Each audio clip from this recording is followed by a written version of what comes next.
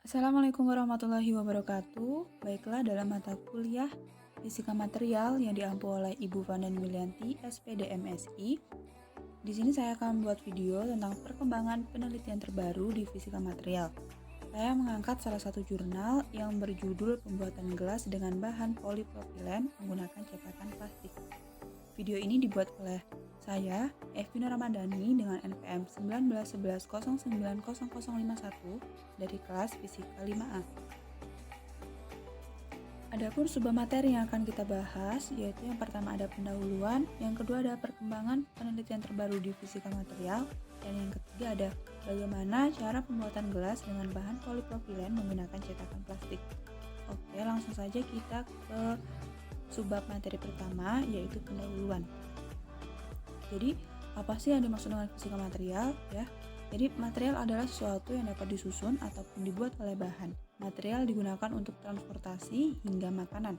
Ilmu material atau bahan merupakan pengetahuan dasar tentang struktur, sifat-sifat, dan pengolahan bahan.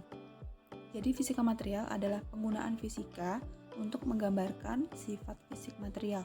Nah, bidang ini adalah penggabungan antara ilmu fisika seperti kimia, mekanika padat, fisika zat padat, dan ilmu material. Fisika material dianggap sebagai bagian dari fisika benda terkondensasi dan menerapkan konsep benda terkondensasi fundamental ke media multifase kompleks, termasuk materi dengan minat penggunaan untuk teknologi. Kemudian ada perkembangan penelitian terbaru di fisika material. Nah, fisika material ini secara khusus mempelajari dan menyelidiki hubungan antara struktur dan sifat material tersebut. Nah, struktur material ini dibedakan atas struktur makro, meso, dan mikroskopik berkaitan dengan susunan komponen internal materialnya. Manusia terdahulu memiliki akses material yang sangat terbatas. Mereka hanya mengambil material yang berasal dari alam saja, contohnya seperti batu, kayu, tanah liat, kulit, dan lain sebagainya. Sampai akhirnya mereka menemukan teknik untuk memproduksi bahan-bahan baru yang lebih bermanfaat, termasuk tembikar dan sebagai logam. Jadi, perkembangan penelitian terbaru di fisika material ini dari manusia zaman terdahulu hingga sekarang banyak mengalami perkembangan karena pada manusia terdahulu mereka itu hanya mengambil material yang dari alam dan tidak mengolahnya. Beda dengan yang sekarang. Selanjutnya adalah ditemukan bahwa sifat-sifat suatu material dapat diubah oleh kapasitas termal dan dengan penambahan zat lain. Dengan demikian, puluhan ribu material yang berbeda telah berevolusi dengan karakteristik yang terspesialisasi, memenuhi kebutuhan modern dan kompleks seperti logam, plastik, serat, gelas, dan lain sebagainya. Jadi, sifat-sifat dalam material ini dapat diubah ya oleh kapasitas termal dan penambahan zat lain. Maka dari itu, pada saat zaman modern saat ini itu untuk memenuhi kebutuhan modern ini sudah dapat terpenuhi gitu. Nah, perkembangan penelitian terbaru di fisika material membuat kemajuan dalam pemahaman tipe material sering menjadi pelopor ke perkembangan penelitian atau teknologi selanjutnya. Kemudian pembuatan gelas dengan bahan polipropilen menggunakan cetakan plastik. Jadi yang pertama, plastik telah mengambil peran sebagai teknologi yang sangat penting. Hal ini disebabkan oleh sifat-sifatnya yang ringan, tahan terhadap kelembapan dan korosi, mudah dibentuk, serta mudah diproses. Karena sifat itulah, maka seringkali plastik menggantikan kedudukan logam. Oleh karena itu, tidak salah jika setiap orang selalu mencari kebutuhan yang sifatnya praktis, yaitu mengalihkan sebagian besar teknologi pengolahan logam, kaca, dan kayu ke teknologi plastik. Karena sifat-sifatnya itulah yang menyebabkan banyak sebagian orang atau sebagian pengusaha yang membuat beberapa alat rumah tangga atau dan sebagainya itu menggantikannya menggunakan plastik karena sifatnya yang ringan dan lain sebagainya tersebut. Secara kualitatif, perkembangan barang-barang plastik cukup baik dari segi mutu maupun penganekaragaman atau diversifikasi produknya. Untuk mendukung sarana plastik dibutuhkan suatu teknologi yang cukup memadai, yaitu teknologi cetakan yang digunakan.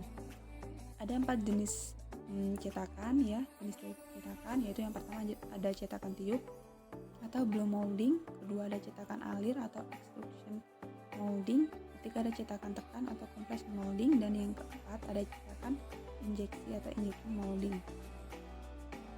Nah, ini kemasan plastik polypropylen semakin banyak digunakan untuk pengemasan makanan dan minuman cepat saji.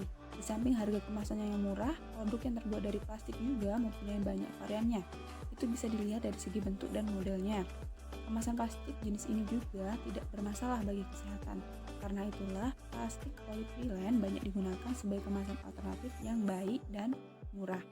Salah satu contohnya adalah gelas plastik untuk minuman yang biasa kita beli di minimarket ataupun di warung. Kemudian tujuan pembuatan cetak plastik ini adalah dapat merencanakan satu unit cetakan injection molding untuk membuat cetakan gelas, mampu memperhitungkan dan mengambil satu keputusan yang menyangkut tentang pemilihan bahan, dimensi atau ukuran serta bentuk rancangan dari alat yang akan direncanakan. Kemudian ada metode penelitian. Produk yang akan dihasilkan dalam cetakan ini adalah cetakan gelas. Bentuk dari cetakan gelas tersebut seperti gambar di samping. Dapat dilihat pada gambar 1 itu adalah desain produk yang akan dihasilkan. Nah, kemudian ada bahan produknya. Bahan produknya ini adalah polypropylen merupakan polimer kristalin yang dihasilkan dari proses polimerisasi gas propilena. Propilena mempunyai spesifik rendah dibandingkan dengan jenis plastik lain. Polypropylen mempunyai titik leleh 168 derajat Celcius sampai 175 derajat Celcius, sedangkan titik kristalisasinya yaitu negatif 200 derajat Celcius. Polypropylen mempunyai sifat kaku, berat jenisnya rendah, tahan terhadap bahan kimia, asam, basa, tahan terhadap panas, dan tidak mudah retak, tetapi daya tahan pukulnya rendah. Kemudian ada zat aditif. Adapun penambahan zat aditif untuk bahan produk ini yaitu yang pertama ada secondary antioxidant, dan yang kedua ada malt release agent. Dan yang ketiga adalah pemilihan jenis injection molding. Jenis injection molding yang akan digunakan yaitu cetakan 2 plat atau 2 plat. Cetakan 2 plat adalah jenis cetakan yang paling sederhana, memiliki satu bukaan terdiri dari 2 bagian utama cetakan tanpa memiliki mekanisme gerakan lain pada sistem injektornya. Dan yang keempat ada pemilihan bahan untuk rongga cetakan yaitu baja SP37. Baja ini merupakan baja karbon rendah atau disebut juga baja lunak. Kekuatan tarik ini adalah kemampuan maksimum material sebelum mengalami patah. Baja ini banyak sekali digunakan untuk pembuatan baja batangan, tangki perkapalan, jembatan, menara, dan lain sebagainya. Kemudian metode penelitian selanjutnya yaitu perencanaan cetakan. CVT adalah pelat cetakan yang membentuk produk dalam rongga cetak. Perencanaannya melibatkan unsur yang bersumber pada kebutuhan pemesanan dan kapasitas mesin yang akan dipergunakan. Pada dasarnya, CVT pada proses injection molding ini bergantung pada kemampuan tekanan mesin yang mampu dihasilkan untuk mengalirkan plastik cair ke dalam rongga cetakan tersebut. Dan yang terakhir adalah pemilihan komponen standar cetakan. Pada standar ini terdapat beberapa komponen standar. Yang pertama ada baut imbus 1, dipilih dari standar ACME SCM 435 dengan kode order type CBB M6 120 K10 K6B5.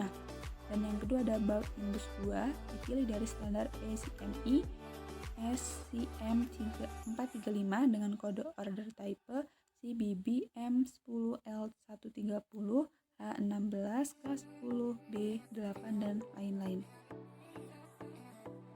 Berikut adalah produk hasil dari penelitian ini. Nah, di sini ada bagian 1, bagian 2, dan bagian 3. Bagian-bagian ini adalah bagian-bagian produk yang akan dihitung.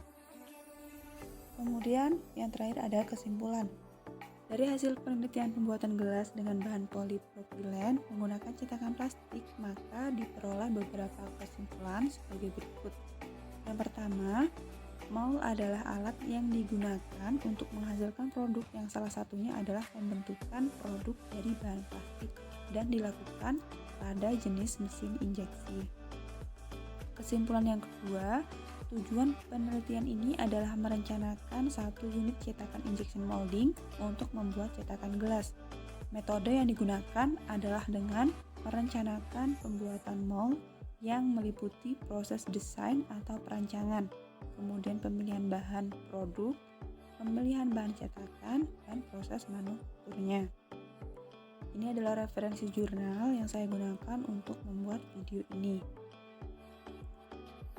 Sekian, terima kasih apabila ada kesalahan saya dalam penyampaian materi. Semoga apa yang saya sampaikan lewat video ini bermanfaat bagi teman-teman semua yang menonton video ini. Semoga bermanfaat. Saya akhiri. Wassalamualaikum warahmatullahi wabarakatuh.